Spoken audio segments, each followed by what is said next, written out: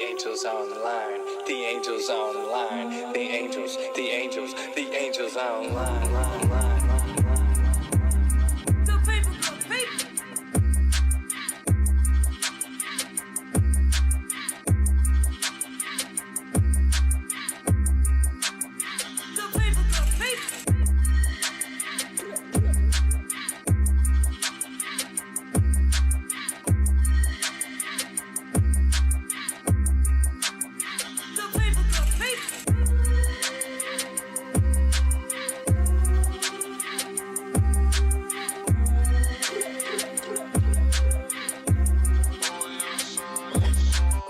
Good people, good people.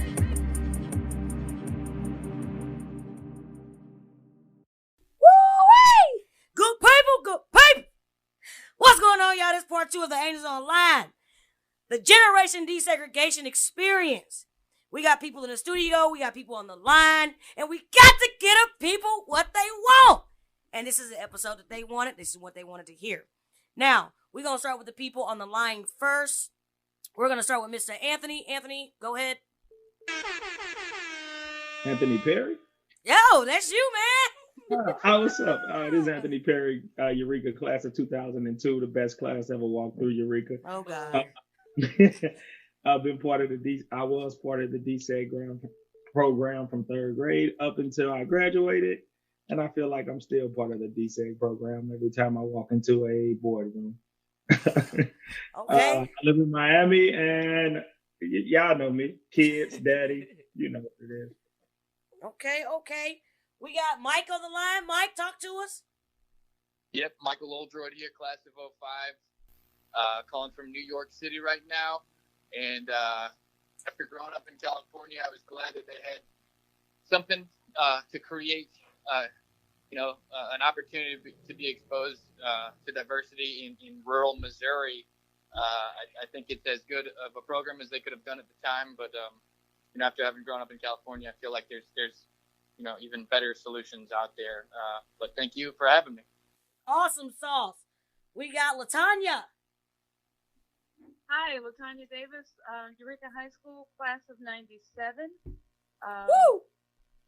Currently a recruitment coordinator at a university where I recruit students of color. And so I'm really excited about that. Okay. We got Taylor. Hi, everybody. I was class of 07 Eureka High School. I guess I'm an educator, social worker, and I appreciate the public school experience of Rockwood School District in general, but the DSEG program ultimately left a bad taste in my mouth. Okay, we're going to go with Katie. Hello. Katie Platt, Eureka High School, class of 03. Woo, go Wildcats. I am a senior HR manager here at a local hospital, and I am very grateful personally for the DSEG program and the influence it had in my life. All right, we're going to go with Sable. Come on, talk to us. Sable Owens, went to Eureka High School, class of 05. Right now, work certified medical assistant. I loved my experience in the DSEG program. I felt like... Go ahead, ma'am. I felt like we were all a family when we all went there. We got Ja. Ja just joined us on the line. Ja, are you there? Yeah, I'm here. How you doing? Can you give us a little introduction? What class would you go there? Talk to us. Tell us something. 20 seconds. I was class of 93, but I graduated in 96. I went to Eureka and Lafayette. I think it was an advantage. There was some advantages and disadvantages, but all over, I think it was a good idea. Okay. What do you do now, Ja? What do you do? I'm a BHT tech, behavior tech at Arizona State Hospital. So that's what I do right now, and I'm loving that. Okay. Okay. Ain't you an artist too, right? Oh yeah, I also do music. I've been doing music forever. Yeah, that's right. I do music. Don't hide your skills now. You big in St. Louis, bro. Shoot, you crazy. Yeah. Woo! I'm an artist on Jim's Pool Room Records. We got a lot of different types of styles, a lot of different artists on that label. Everybody should go check it out. Jim's pool room. Okay. And then to my right, who we got over here? Hey y'all, it's Whitney. I graduated Eureka class of '04. Go Wildcats, no matter how racist they go out there. We love y'all. We love you. We love you no matter what. Good people, good people. And you know who I am. I am Rhonda, Angel Marie Diva Ramsey. I'm Angel. Class of 2005, Eureka High School. Was out there all my life, except 8th grade, went to Brittany Woods. Shout out to Brittany Woods Middle School.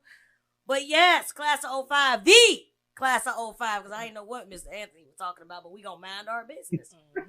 Anywho, we going to get going. We going to have a good time. We going to talk about it. We going to be about it.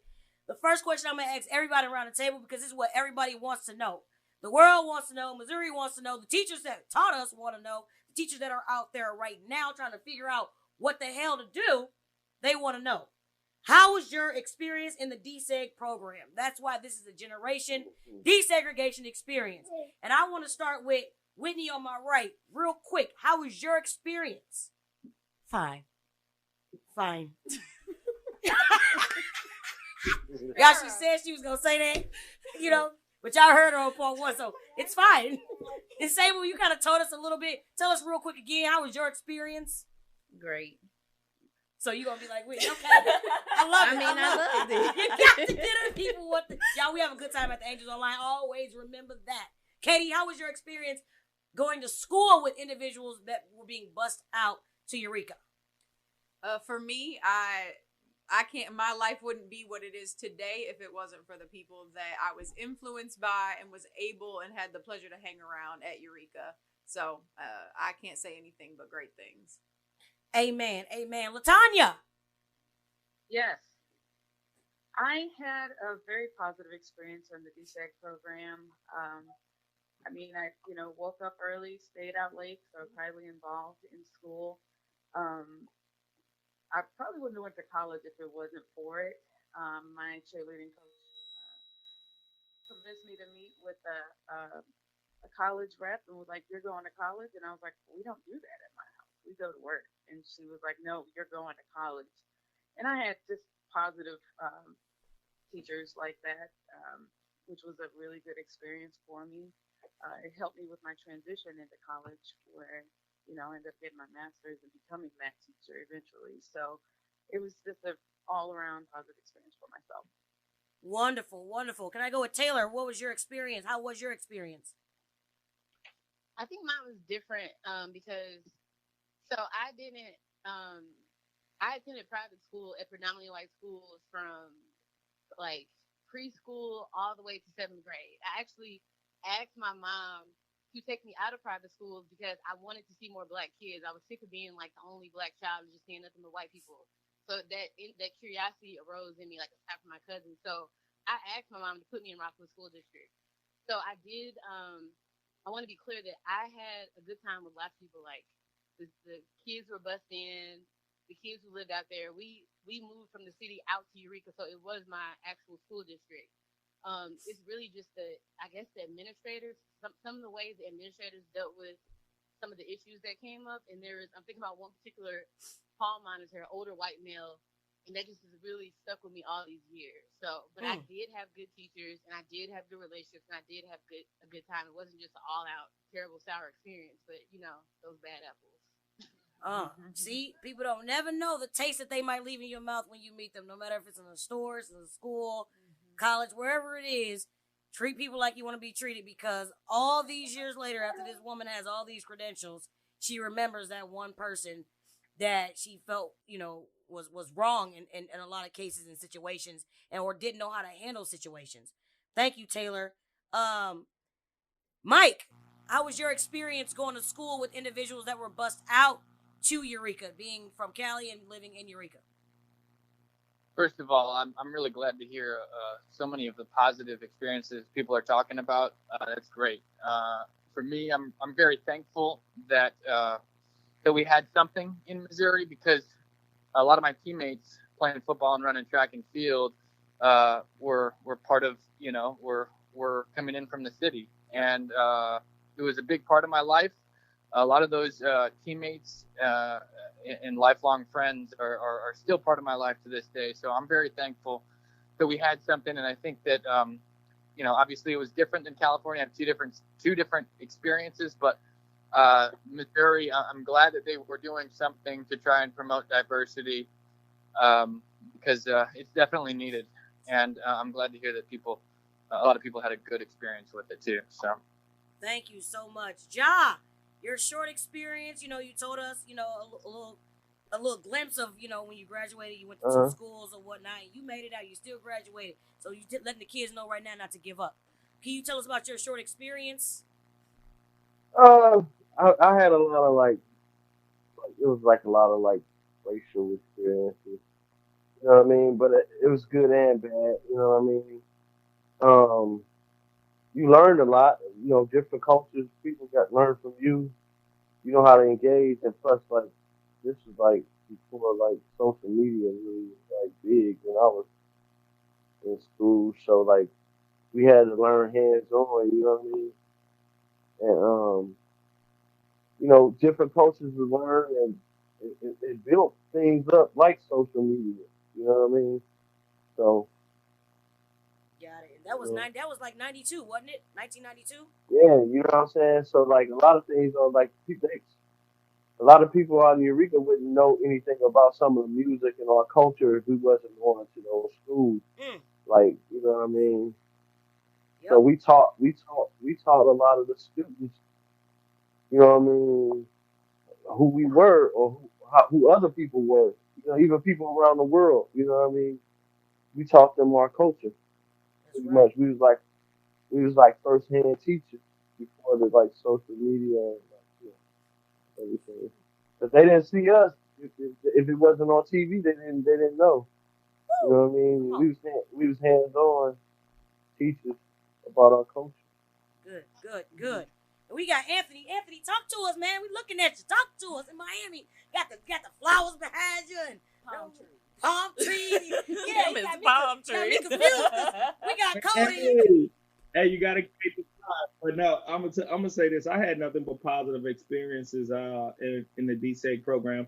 Somebody who was suspended all the time, but those are mostly from my own actions. But as far as the DSEG program, I've created lifelong friends that don't look like me. Like I told you last time, we don't vote along the same political lines, but I know they love me. If even what I didn't kind of tag on last week. Even the bus rides and the fellowship and the fun that Was we had popping. just riding the bus. Was What? popping on the activity bus. We forget about that. We don't even want to talk about the activity bus because that's where I was made a man on the activity bus.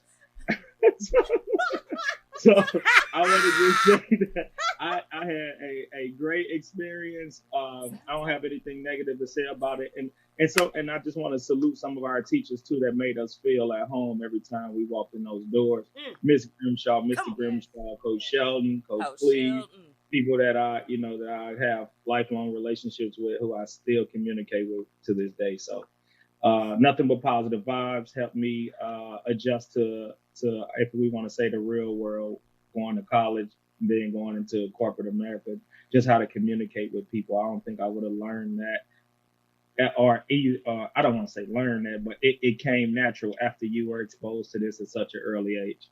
Mm. That's what I'm talking about. I see. I love that. What I'm talking about. Look at him. Yeah, I'm just cheesing in Miami.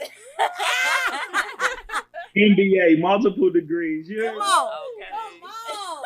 You jealous of that people one from the black. streets. Go to Look, Bird. you better be Bird, great. Bird. Man, man, look here. My experience was, I had a great experience. I'm piggyback off everybody said. It's culture. Like people feel like we needed to be out there. No, they needed us out there Agreed. because Josh said if they didn't see it on TV, they didn't know what it was.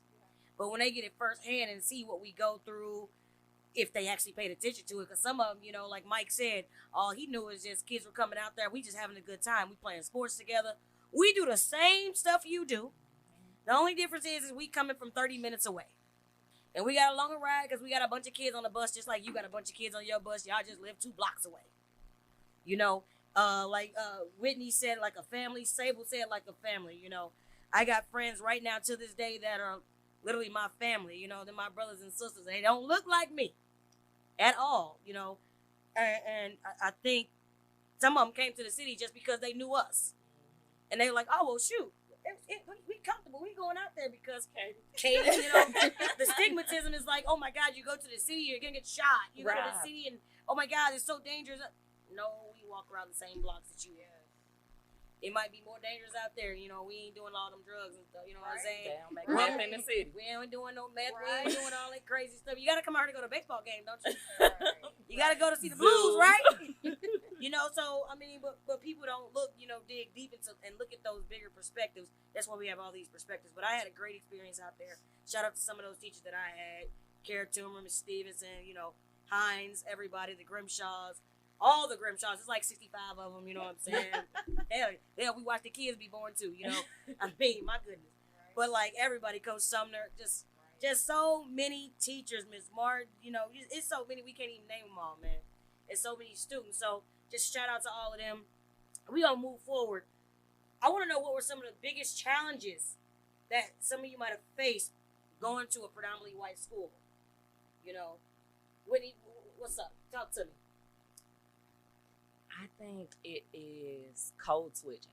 I think that we go from the hood and we got to act one kind of way, and then we get to Eureka and then we have to act another kind of way. And then it's almost like going to your stepmama, to your dad's house, and him and your mama broke up. So you got one set of rules here and then you got another set of rules here. So it's almost like trauma based when you're a kid, because it's so many different elements that you have to consider, that you have to act on, you have to not act on. So I would absolutely say that was one of my biggest challenges. And honestly, it's still one that I deal with today, that I am comfortable being present as who I am. And I think that does have a lot to do with where I went to high school, and then college I went to WashU, so it didn't get any darker. Okay. Sable, did you have many challenges, or? And it's okay. No, I was quiet. You were very quiet. But I talked when I wanted to talk. But you don't mess with nobody. Nobody mess with you. I just did me. That was your personality. And hung out with everybody. Wonderful. Anthony, what was one of your biggest challenges you faced? I think I'm gonna agree with Whit on this, and that the code switching. But you didn't know what code switching was back then. That happens once you got educated and you made your way into different aspects of your life. But and then I also you coming from an environment where you and it's sad to say this, where you're aggressive, and then you get into an environment where it's they might talk, but it ain't about the action, right? So you have to learn how to control yourself too in those settings. I I don't know what the hardest thing for me was at that time. I think being in some of, say, I'm in advanced, or what they call them back then, AP classes. And then you'll hear some kids say, I didn't think you would know that. That was the type of shit that would kind of under my skin a little bit. And I was bad as shit. So you got this AP class who just got off suspension, and then they looking at me like shit. But outside of that, I don't really have that experience where it was just horrible. Like, I had a good time. I would go back right now. And teach all these kids whose parents ain't teaching them. Man, right now, I bet it wouldn't be no colors and whites written on no bathroom stalls in our classes. I bet wouldn't nobody be using that N-word walking down the hallway. No. No, baby. We got a trick for you, baby. That's gonna cost you. And all of us. And we all coming, baby. That's why we ain't had them problems. But okay. Job, what about you, Job? What was one of the challenges that you faced, if you did? Because I know it was 92. Like you said, I've always been a hustler, and so when I say hustle, I've always cut hair, I've always sold CDs or whatever I had to do to survive. You know what I mean? Right. But one of the biggest challenges nobody really speaking about is being like the rich and the poor, the separation. Because like we 16 years old and we going to school with them, and they come to school in Beamers and shit. Lexuses, Beamers. You know what I mean? Just like really like stunting on us. So like to get over that, you know what I mean? Mm-hmm. Even though we was able to keep up, because they were taking their styles from us. Like we still wearing Jordans and everything. Like we still, like I said, always been a hustler. So I've always, been fly. But I'm coming from the Blue Mile. I'm coming from the project. Come on. You know what I mean? So I'm coming from the Blue Mines and I'm going all the way out there, and it's like it's a shock. You know what I mean? And I've always Question. felt like, oh, we going to where they always right it. You know what I mean? Like when you're wrong and they right it. You know what I mean? It was like a feeling. I don't know if everybody. This is coming from my perspective, coming from the projects, going out there all the way, taking that hour ride out there. It's kind of like coming to America. You know what I mean? I don't know. He ain't lying. I mean, that's just me. I'm gonna speak on some real. We talking like 1990. You know what I mean? So Yeah, like, I had to bring that feel to this conversation. That's what I'm talking I about. have a question. To Like, was it like a piggyback, did inferior? John, Inf- to Hold on, piggyback, hold on. Oh, wait a what? minute. He had a question Sorry. right quick before you say that, Latanya. I was Sure. wondering, like, in the '90s, was it like like, did you feel inferior to like that move going out there with that, I what you want mean, to call it, with like with I the mean, at that economic? time, because like I was actually in a race fight. You know what I Uh, mean? I Where back remember it was that. this cat that was riding the bus. He didn't have no money. He was bummy. You know what I mean? We probably gave him some shoes a couple of times. You know what I mean? But like he had got jumped because he was picked on because he was looking bummy. You know what I mean? Like, and I'm not saying it like that all the time. You know what I'm saying? But like certain instances, you know what I mean? It did you did kind of feel a certain way. You know what I mean? It wasn't always fun every day, but then it was some fun. You know what I mean? Then you can learn how to write your resumes and all the stuff you need to do to get, and all of that. You getting firsthand computer knowledge from like Word Perfect. I remember all of that. You know what I mean? It wasn't just always just Facebook and TikTok. So Yeah, and I'm glad he acknowledged that we too. had a transition. So like we Yeah, had a transition from what y'all hear about to what y'all see. Come on. yeah, I'm glad he spoke on that because I think we all unconsciously had that inferior Right. like mindset because when we went out there, we felt like, all right, we going out here. They got a nice car. Our friends got cars. They got a nice house. Mhm. You felt like they had the perfect life until you got entrenched Right. into that environment and you understood that some of them were going through the same things we were going Welcome through. to the Angels Online. Say that. Yeah. But initially, like when you're thinking about I'm going to Eureka, you like, man, they got money out there. Why? Mhm. And then Yes. actually, I was so ignorant at the time. I thought white people had money, Mhm. right? That's what I Hmm. associated money with when I was young until I was exposed to people and understood that, hey, they still, some of them suffering just like us. And some people got it because other, they worked Hmm. for it or, they had, Generation. privileges that we didn't have, whatever Yeah. it was. But then you still had some that was living, in Shaw's Garden, who mama was still on, Come on. getting food stamps, and they Come were, on. they were struggling just like us. So He it ain't was it was lying. a great to like entrench yourself in that dynamic and understand that shit ain't always sweet, even though it could look like it on the outside, you know. So I think like he said, I'm glad he touched on that because originally, like I felt like that, like man, my friends got a nice house. But I forgot my house was nice, even though I was out north. Shit, I had a Right. nice bed and a Mhm. roof. Shit, that was nice Mhm. to us. And then you go out here and you get confused. But if you when you entrench yourself in that environment with those people, you'll learn that shit ain't always You what it look realize like. Oh, they families getting divorced like a I mother. Hmm. I'm talking about house broke, living above their means, not being able to. I mean, my dad had our water shut off so many times because he wanted to live out in the middle of Wildwood.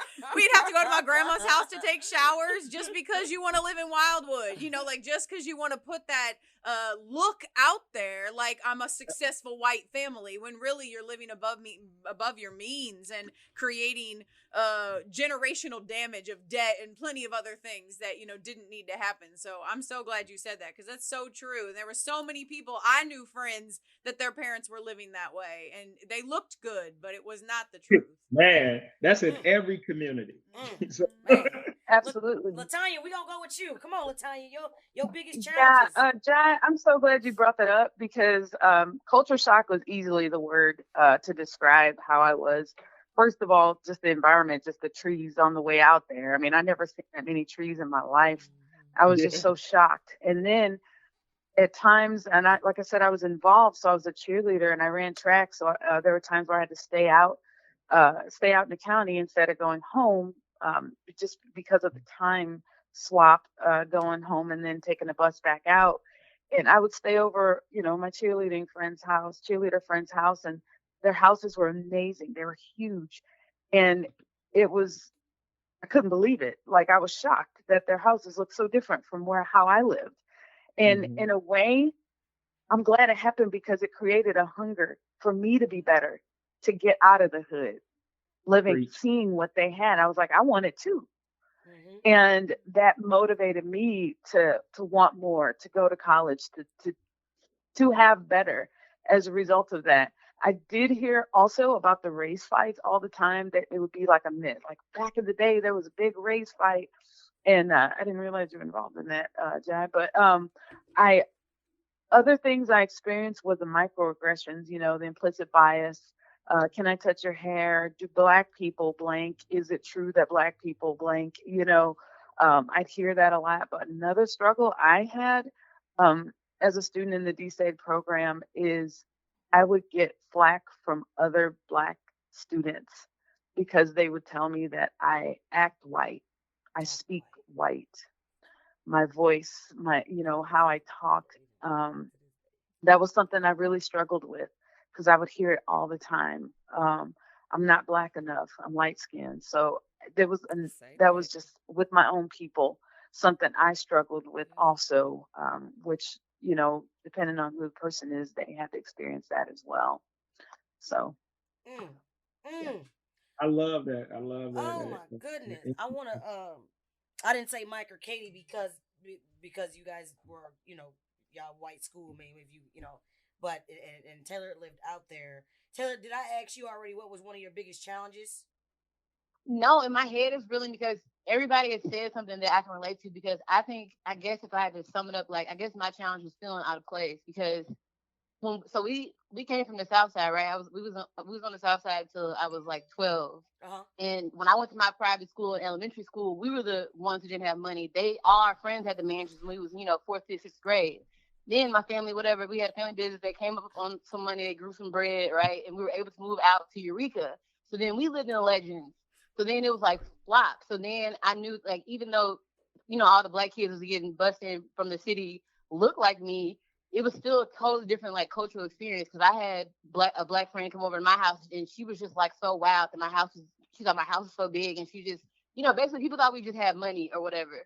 But then at the same time, when I'm getting on the bus to go home, I had Mr. Wilson tell me that, oh, that's not your bus, because he thought I had to go back to the city when really I was on the Laidlaw and not the Atlantic Express. So it was like mind boggling. And I also, Latanya, because I started off at LaSalle at 8th grade. So when I first got there, they was telling me how proper, like, I talked and all that stuff. I heard all that stuff, like, this black white girl, she talked proper, she stay in the county. So it was a lot. It was a lot to filter through. Yeah, it really is. Let me say culture barriers is what I'm gonna call it, because y'all was talking about code switch, and it's crazy because, like you said, you come in the city. We lived in the Blue Mars too. You in the Blue Mars, and you're going out to the county, and like Whitney was saying, it's like everybody was saying the same thing. It's code switch, but it's like a culture barrier because it comes to question like, is that accepted out there? Can you do that? Or are they gonna judge you? But back then, like you said, we were ignorant because we don't know no better. We don't know about judgment or what judging is and stuff like that. But like, oh, we shouldn't say that. They might think, but that's just in the back of your mind. You don't say it out loud. Be like, damn, should we say that? You know what I'm saying? That was huge. And then another one about talking white. Like me and my sister to this day, like my mom will tell you if somebody say something, she'd be like, my kids don't like being told that. Because I don't talk white. I don't give white people no disrespect, that much power over me. Okay. I'm an educated black female, goddamn me. The hell with that. I don't talk white. I talk like I got some sense. There's no such thing as talking white. Right, exactly.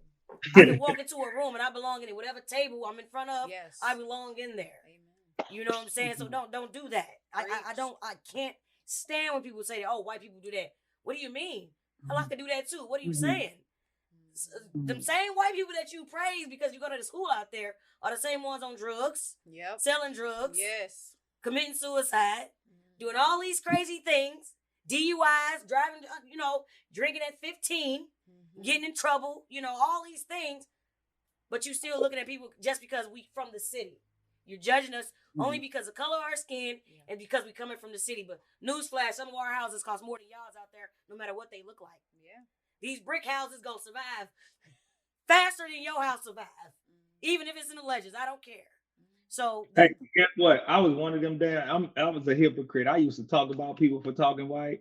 I ain't gonna even lie. And then guess what, my kids? He used to talk about everybody, FYI. He was a bully. Hold on. Not just talking white. Like if that's how you talk from when you got on the bus until you got off, it was the ones that talked to me one way on the bus, and then we got in school talking another way. I was on their ass. And then guess what? Now my kids, straight proper. Straight up and down. God, he got a way of showing you. They show off. It was me, so I apologize if I hurt anybody's feelings. I know it was me. I was on your ass as soon as you got to school, man. Why you talking like that? So I apologize if I hurt anybody's feelings. I was young and ignorant. It's all right. You know what? We older and we can acknowledge it because we got educated and we took it upon ourselves to get educated. So did anybody, this is just an open question. Did anybody run into situations where parents or guardians of kids mistreated them or was racist towards them or anything? I didn't. I got one. Go ahead. Obviously, I am a little bit lighter than the other people in my family. Light, bright, unite. So my mama is chocolate. Well, she was R.I.P. mama. So when she would come to Eureka, they would be like, "Are you sure that's your mama? That's your mama? Because you this light and she this dark." So I would get things like that. And then to take it even further, those are the same conversations I had to have at home because I was the only light-skinned one. So I feel like I had to be more hood, more bad, more, to be able to be accepted with my people. But then I kind of got the advantage of white people didn't think I was a threat because I was light-skinned. You know what I'm saying? So no matter how I talked, because I always talked like this, no matter how I talked, I was still more received because I am light-skinned. Them light people. Oh, man. I don't even want to get that conversation. Don't do it. LaTanya, I'm going to say this. Right. LaTanya, Thank you, LaTanya. What about you? Because LaTanya is very light-skinned as well. Oh yeah, I'm high yellow. Yes, you are, LaTanya. In the Shout winter, out to you. my mom has to wonder. Yeah, I mean it's something that you deal with. I think in family, it's a generational thing.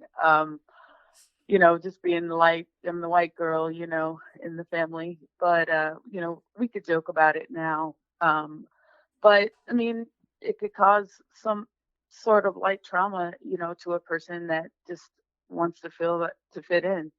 Did that make you feel away, LaTanya? Any parents make you feel a type of way or anything? Right. You mean a parent of a student at Eureka? Oh yeah, any of the parents or guardians? I never once had an issue with a parent. They've all been nice to me, so I've been lucky. Awesome. Anybody have any lucky. issues? It was in principles. Go ahead, Taylor. Yeah, so I just thought his name just flashed in my head, but yeah. I don't know. They love suspending the black boys for 180 days, and to this day, I cannot get over it. It bothers me so bad. I just feel like you just look up and you're like, where's so and so? Oh, he got suspended we know it's 180 days. Like it was never, I feel like it was never like 3 days a week, 180 days. And it's like, what do you hope to accomplish? What do you think gonna happen when a student is not in school for 6 months? Like you just setting them up for failure. So, and also, you know, me and Nisi, Angel, remember we got, well, you know, that one time we got ISS. But basically, my first time being suspended was ISS. It was the first and only time, and it was for standing near a fight. And I just was like, these principals are really out of their mind. So I did a lot of observation. It was no culture shock. I was used to being around white people, but it was me observing how authority had all these biases that just really made my stomach turn. I can say one thing real quick. So Taylor was saying with administration, and I can say my one time I got ISS was I was sitting in a classroom and I had a black friend in front of me, black friend behind me, and they were joking with a white boy in front of him and took his lunch and moved it. And the white kid went and told the teacher on him, and they came to me and said, "Who did it?" And I was like, "Oh, nah, I ain't, nah, you ain't put me in that. Like, I ain't telling." And so I got in school suspension, and I specifically got said by a white teacher, like, "Why wouldn't you just tell on them and get them in trouble?" No, I ain't doing that. Like, so I understand because, and even the administrative person that I was in the room with said, "You know, you can just tell on them. They're always in trouble." And I'm like, nah, like, so it definitely went deep, and I felt it on the other side of like, those are honestly, the black people were my people more than the white people. I felt, you know, more shunned by my own people than I felt that I was by the black individuals at Eureka. I always wanted to be at their lunch table, you know, they're hanging out with them because, you know, the white ones were talking about me. So, but I can say, man, from administration side point, that I definitely heard it and felt it. So it's factual information. Baby, it's actual and factual. Oh, my bad. Come on.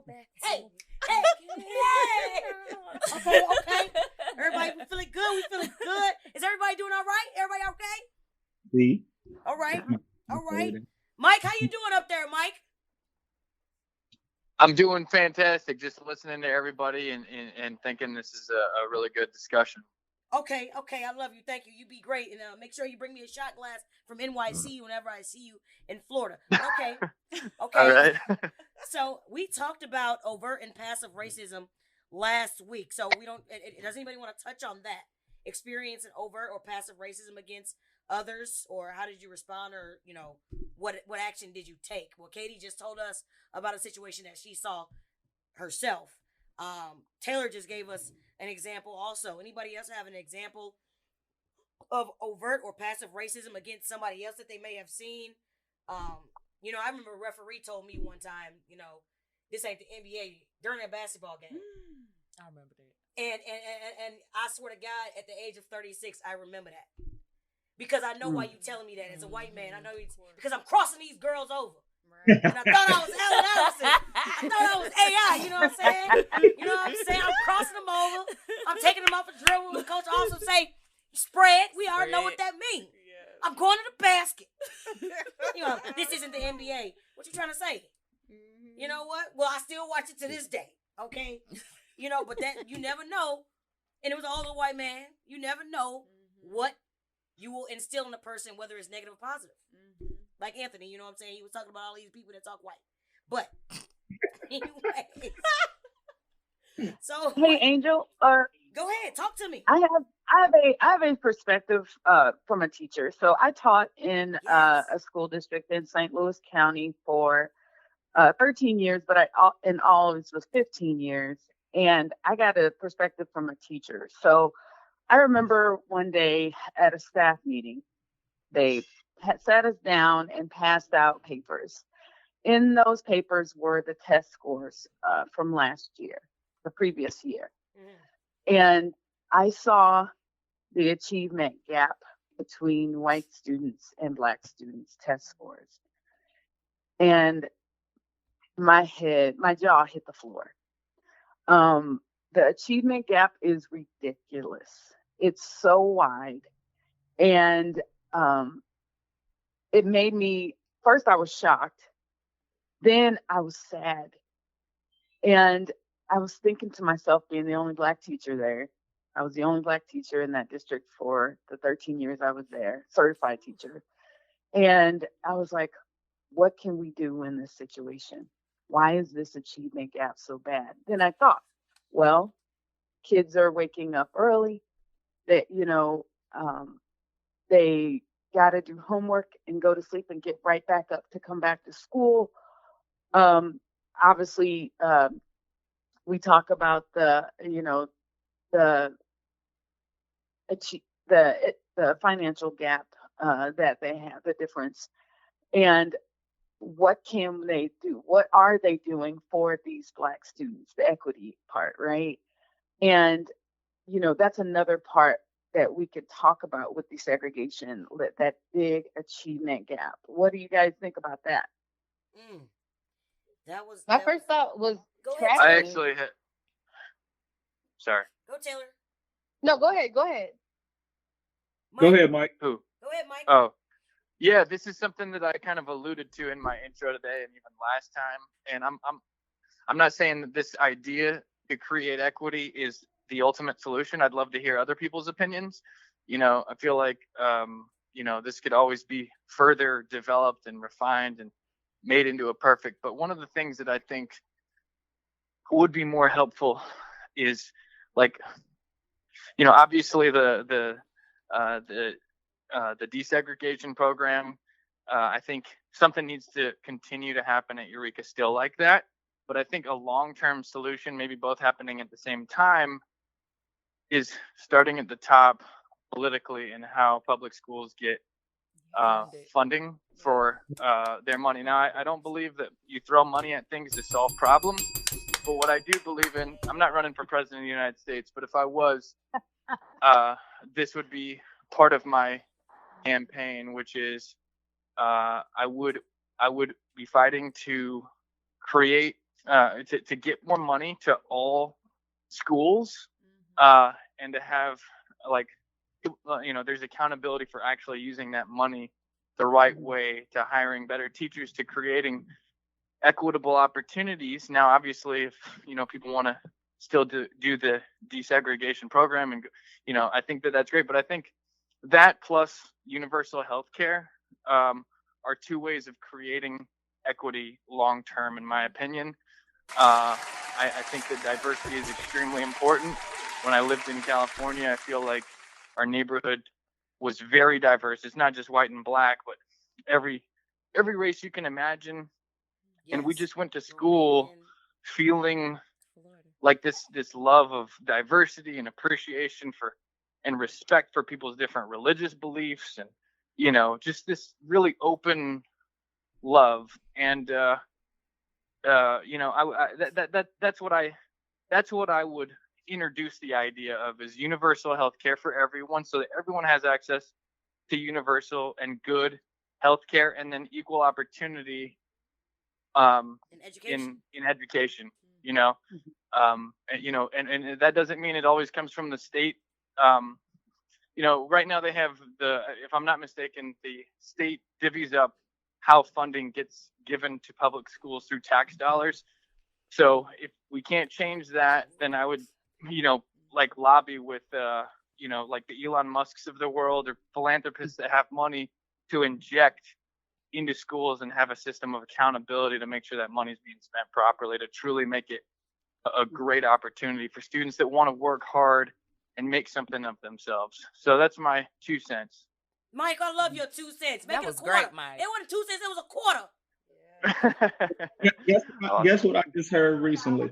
That I think St. Louis City public school teachers have the lowest salaries among the teachers or educators in the state of Missouri. Come on. Just imagine that. So if I'm not making no money, I don't want to be here. I want to go work because I need to support my family. So now you might not have the best teachers that's teaching our kids. Then the schools, the infrastructures are horrible. Woo! And then we don't have, I'm not speaking solely to St. Louis, we don't have the corporations there that are providing taxes that feed into the schools and the environments and the communities. We don't have the opportunities for people to get jobs where they can live a decent life. If you think, and I don't know what the average is for St. Louis City households within city limits, but I bet it's probably below the national average. And now you're telling us to win in that environment like that. That's hard when we're talking about violence, drugs, and we can't even fix that. And now you put these kids in this environment where they don't even feel safe, and then you tell them to go to school every day and be the best person that they can be. Like there's a lot more to this story than just the DSEG program that we can talk about. We can talk about the DSEG program every day, but our kids that's living in that war, Come on. because I still think I suffer from PTSD. I used to keep a pistol and left it at my bus stop when I got off the bus, but I went to school into a whole different environment. And you just had to imagine, like, I'm 14 with a pistol on my bus stop because I got problems down the street or next. You don't know what people going through, and then they got to come here and you tell them to do their best. They ain't worried about no fucking test. They hungry. Come on, man. Or going off on Come you because you on. ain't got no pencil. Y'all know Like, what I just went And through. if you can't address that part, I don't give a Yeah, damn about that science that you talked about. Okay. I don't care about the Okay. bugs. I don't care about the rocks. What kind of rock it is. I don't care where Pluto at. I don't Yeah. care. Give me a pack of noodles. Okay. Kids want Man. an extra snack. You know, and if you don't know Yeah. about any of that, how do you expect them to focus on what you're trying to teach them? They trying to figure out we can't go to the laundromat today. And my clothes gonna smell like piss tomorrow? I just heard all these gunshots last night, and it kept me up. I got 9-year-old Because told me how a many kids 15-year-old got didn't shot eat by since his they house. ate at school the prior day? Like, that's real. So now I can't wait to get the breakfast. I know a few of them that was fucking that breakfast up. Like, for real, you used to laugh like, man, why you got 4 bowls of cereal? Because motherfucker ain't 8. Why y'all begging? Remember, like, why you begging? Taking this to my mama. You know what I'm saying? So when we deal with those real issues, though, we can laugh and joke about it. But this is somebody's real life Right at now. 6, at 5, 6, 7, 8, 9, and then they turn into monsters, and you wonder why. And they 14, 15 with 100-round drums on these guns. Because you telling me I ain't no heat in this motherfucker, ain't no food in here. I'm outside. My husband always say that genius is equally distributed, but opportunity is not. Yep. Facts. The Go ahead, crazy hit one part of is them it for my husband. continues into Girl. they graduate from high school and we have the exact same problems within our jobs. Like I have people who are 18 years old having to take multiple buses to get to work, and they show up 3 minutes late and the manager wants to write them up. Like they don't even understand what this person has gone through to even get to work today. Don't let it be traffic. Don't let the weather be bad. Right. Don't let somebody done got shot. So the police hold Yes. the city up. You in the city. Yes. And how many times we wake up in the mornings shooting on Martin Luther King and something Yep. at 7:30 a.m. Yep. Guess what?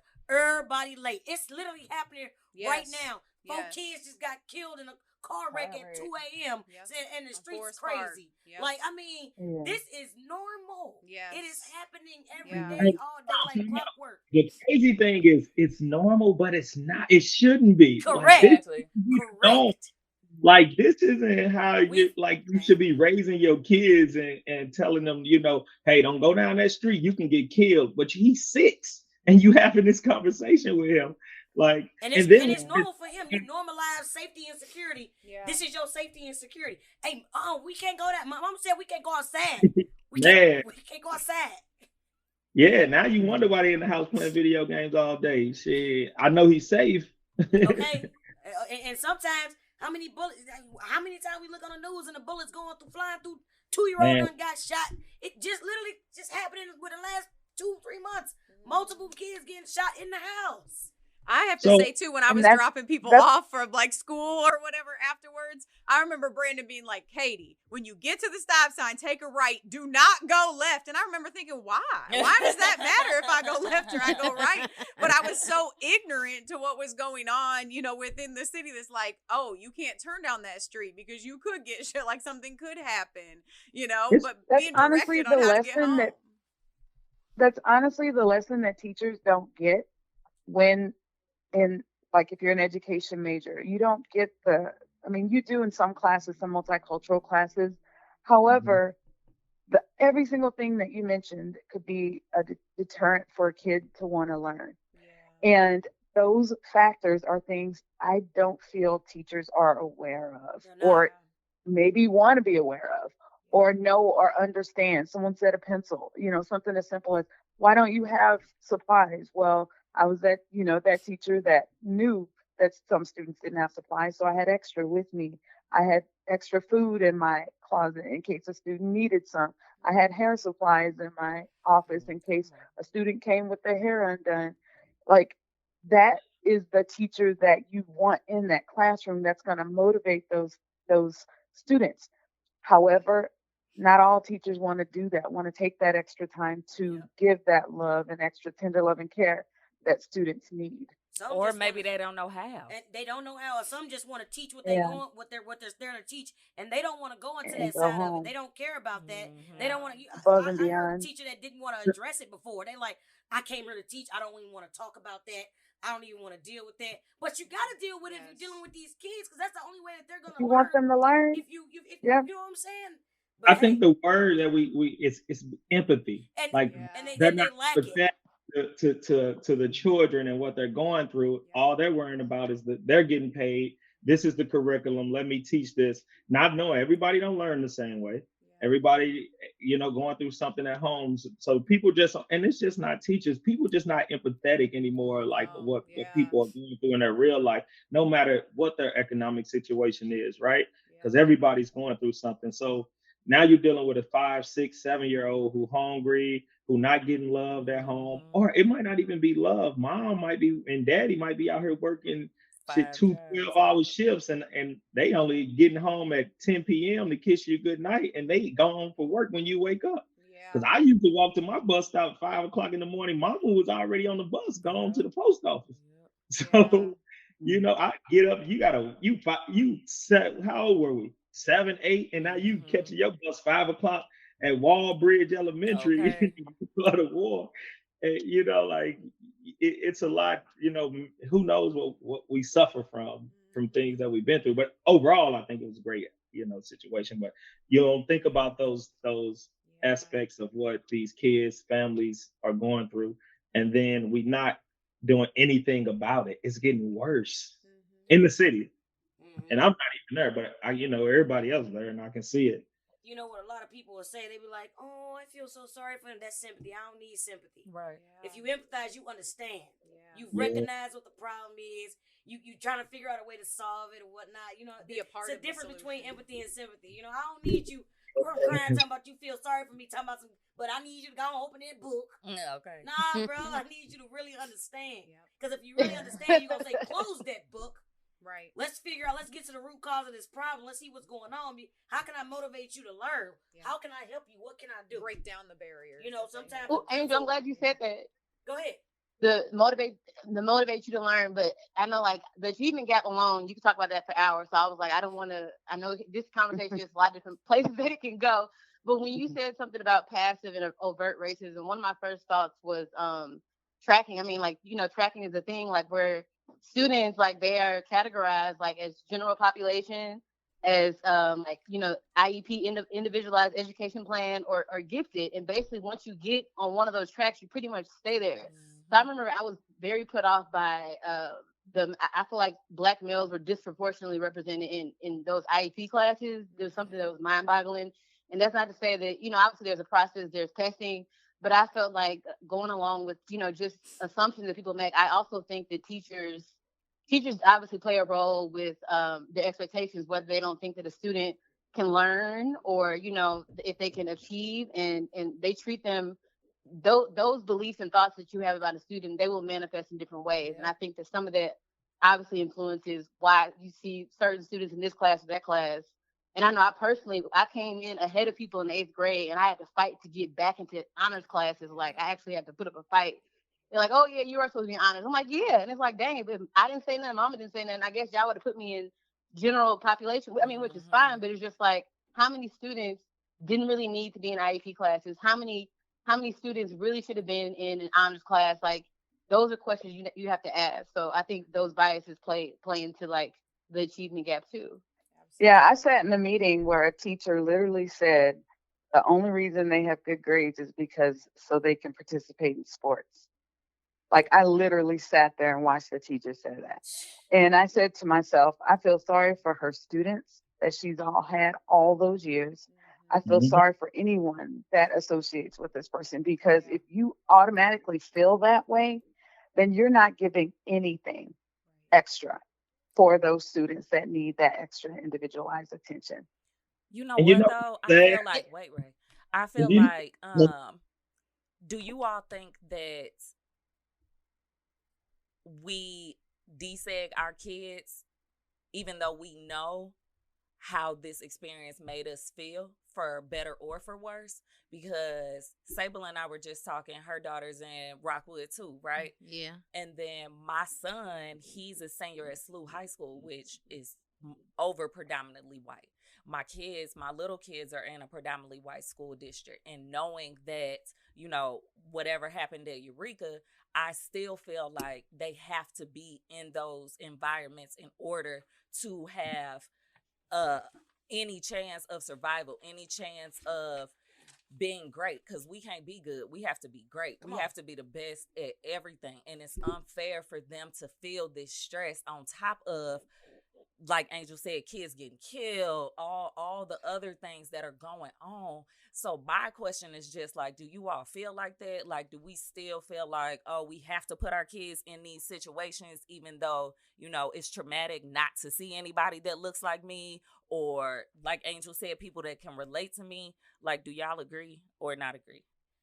I- I think it can go multiple ways. You know what I'm saying? You want them to learn like we did, and we fought that, and we overcame that. Put me in that.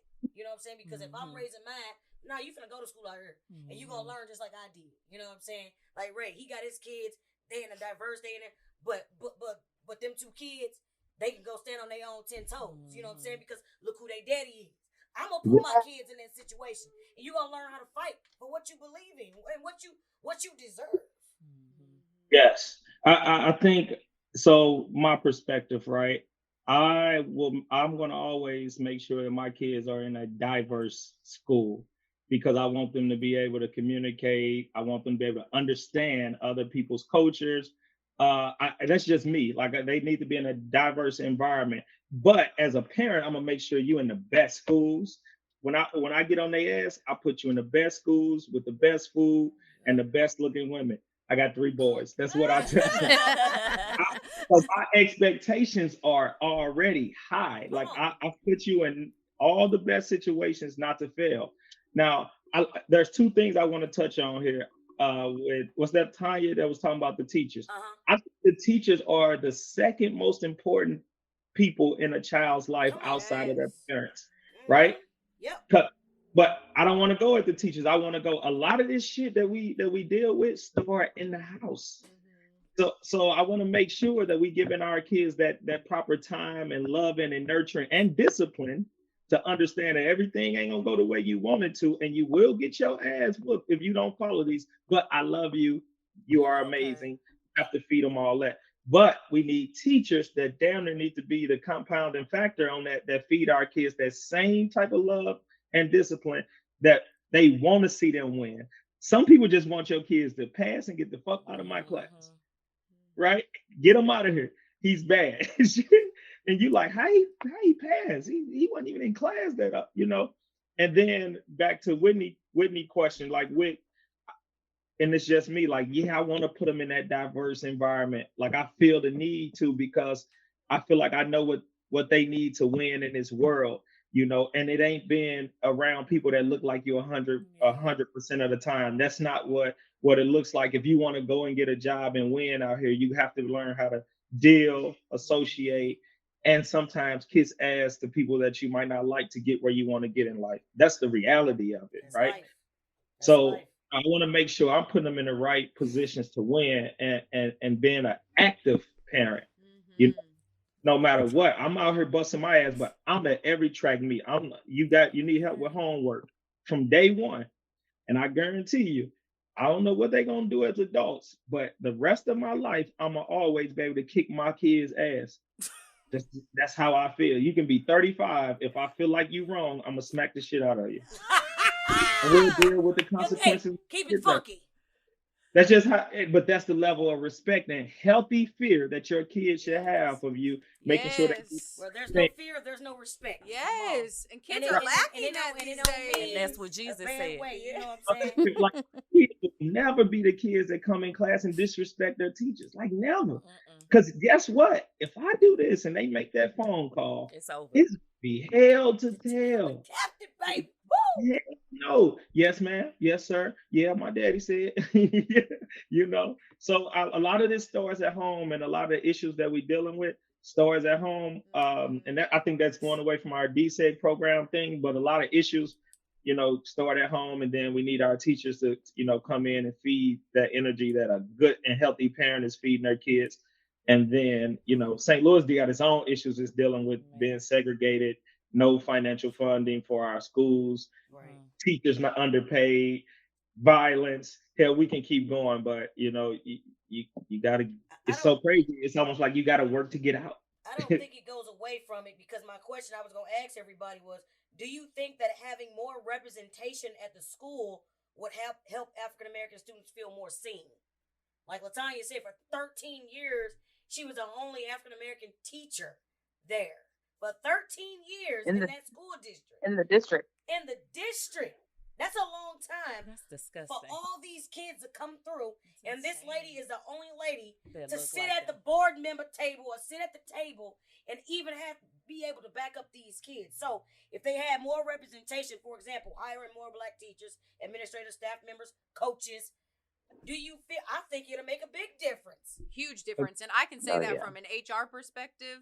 We were actually talking about this like before it started. Like, there are so many times where I watch and I'm like, wait, why that person deserves a seat at the table. They are just or more qualified, but yet I'm watching my white counterparts choose a white person because maybe that's who they're more comfortable with, or that's who looks like them, or whatever it may be. And so there has, got to be, those voices and that difference at every table. It should look, different at every table, but giving the opportunities to people is the biggest key. And I think that the DSEG program is unfortunate yet fortunate with, obviously, as everybody's talking about, it had its pros and its cons, but it did prepare people, to be able to step out and at least know how to communicate and how to have those conversations. And I applaud you, Anthony. You are so right. Like, it does start in the home. It really, really does. And, you can make that difference, in your child's life. So, more power to you. I love it. Yeah, and I think to piggyback off what you're saying, that goes to leadership, right? Especially when we talk about administration and everything, they have to set the tone and set the culture, and want to have a diverse workforce. For example, ignorant or not, if I'm going to see a counselor, a therapist, whatever we want to call them now, psychologist, I want to talk to somebody who I think can relate to me. More usually that's somebody that kind of maybe look like me or from an environment in which I'm from, right? So even as our kids step into these buildings and are going to learn every day, you'll feel more comfortable if you see more people that kind of look like you. Maybe not everybody, but hey, here go Miss Toomer, Miss Williams, Miss whoever, not just one though, because we only have one or two. Like if you, at least 25%, diverse workforce when we talking about Rockwood School District, because we know that your workforce and your job will look like the community in which it operates in, right? So we get that. But you still need a more diverse leadership team, and that starts at the head, right? So your administration, your superintendent, that has to be something in place to promote and to recruit minorities into your workforce. God, won't he do it? Won't he do it? Amen. Yes, he will. Hey, boy, he done got me out of some situations. For sure. So okay. I just got a couple more questions here. I want to read this in the middle though. A viewer said, I asked a viewer from Eureka how they felt about the DSEG. Their answer was the only impact that busing kids in from the city was that it brought a lot of kids who became friends and one who is essentially family now into my world that I likely would never have met. Man. So another one stated, I did not realize what DSEG was at the time. However, I do appreciate what it allowed me to do. I have lifelong friendships that were created. I grew up hearing, seeing of different culture, norm, fashion, activities, language that I otherwise would have no access to. Job mentioned that earlier when he was talking about music and everything else, the culture. Yeah. Some were good and others a child should never hear or see at a young age. But welcome to our life, being in the city. This is what we see. So this is real life. This person said this, and he hadn't even heard an episode yet. But you want to know what? Hold on. Let me finish reading this real quick. The beauty I see at my age is an acceptance to let people be who they are. Religion, sex, color, food, they eat, clothes, car. I don't think I would have this philosophy if not for seeing or being submerged in a different norm rather than just like me. From kindergarten on up, it was my norm, so I knew no different. I look for this in schools to make sure my kids will experience something similar. No, that's right. And we just hit on that as well. Katie's got to get out of here. Katie, give us a good people. Good people. I'm out. Right, me too. Okay. She's my language. All right, so I want to ask this real quick. Does anybody feel that that their experience shaped them differently than they had hoped? We're going to add more to this. Do you feel as if you would have fared better in a school where your culture was more focal or celebrated or understood? AKA kind of like people who wish they went to a HBCU instead of a streamlined university.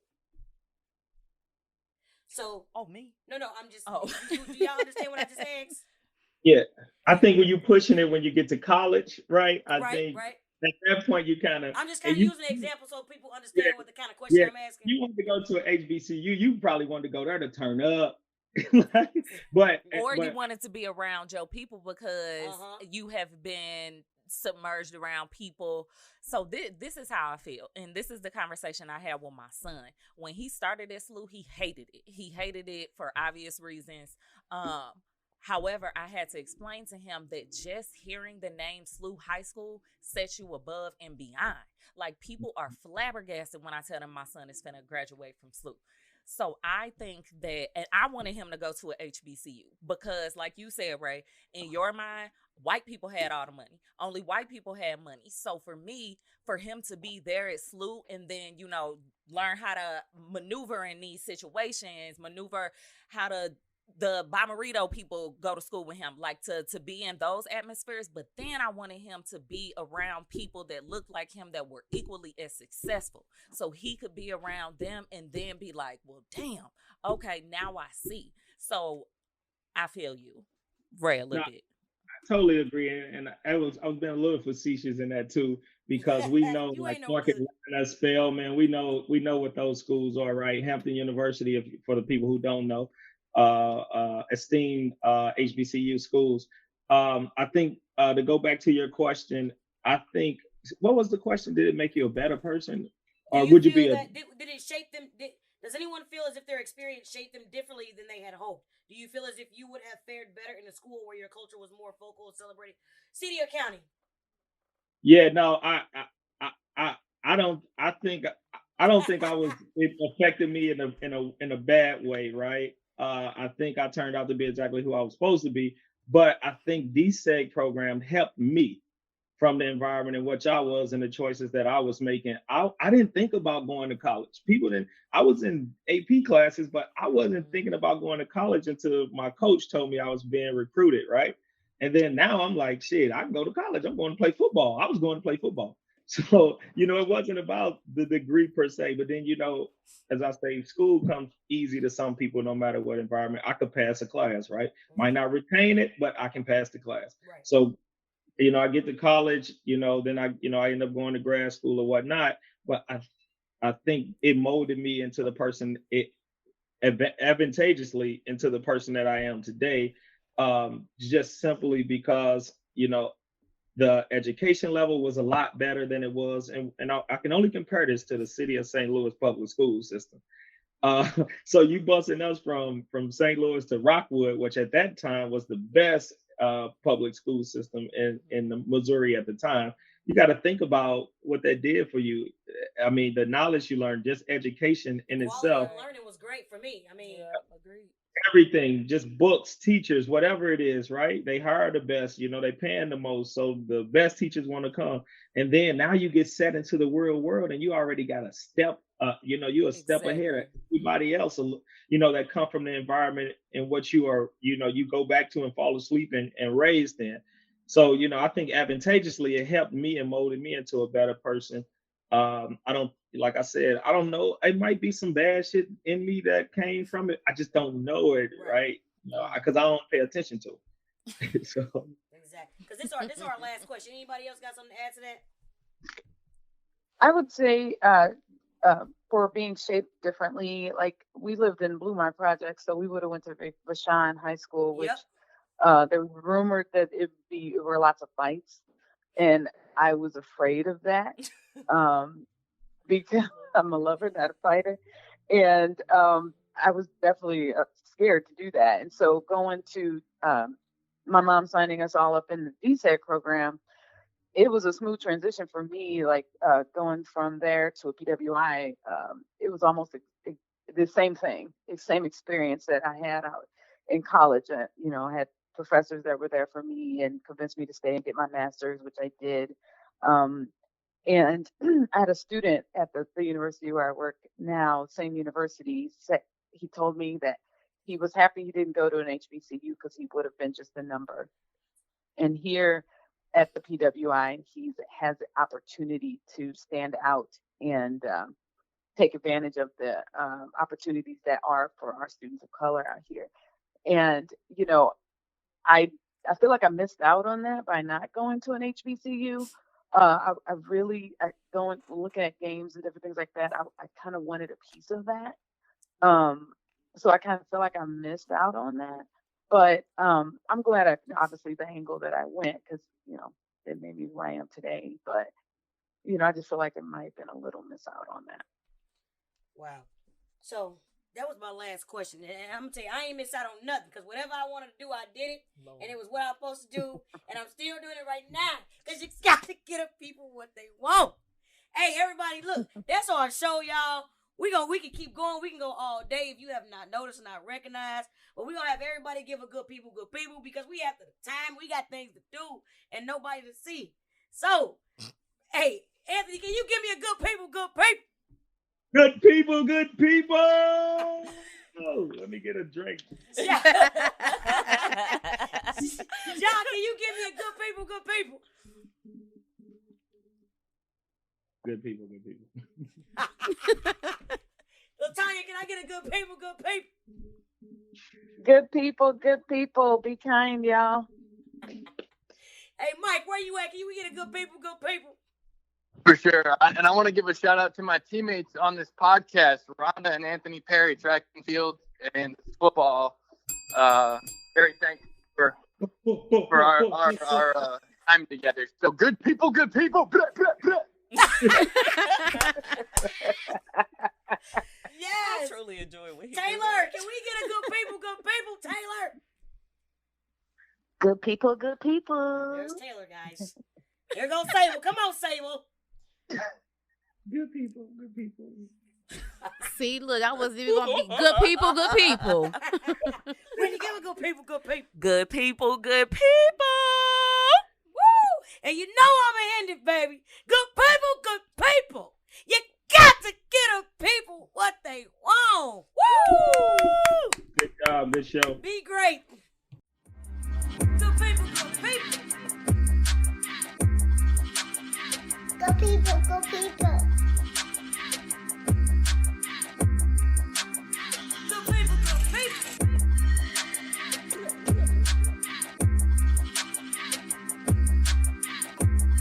Good people, good people.